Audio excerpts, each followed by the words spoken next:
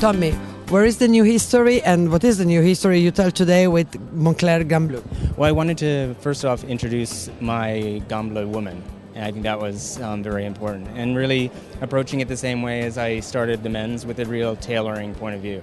And this story being loosely based on golf, the Argyle fabrics, and but a classic idea of Argyle in very different ways.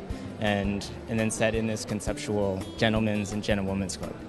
Every time there is a new atmosphere, there is a new event like contemporary art.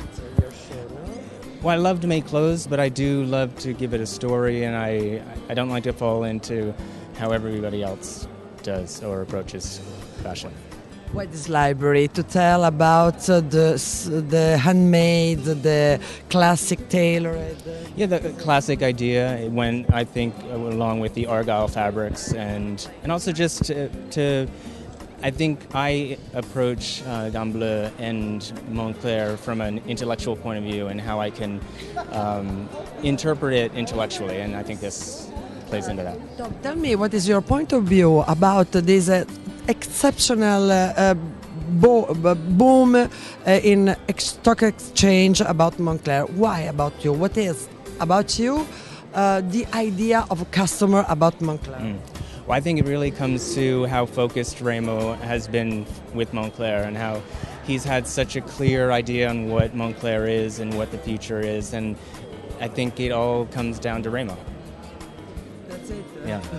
Yeah. What does it mean for you, Moncler? What is in your dream, in your head?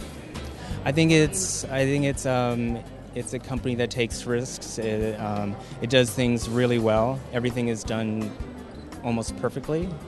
And I think I love doing the collections with Moncler.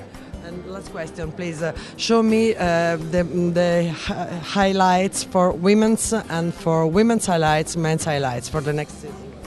I think the tailored jackets for women are something that I feel very strongly about, and I think for men, I think it's the whole collection. It's hard to say one thing. Yeah, well, that will always be the classic jacket is always important. So. Yes.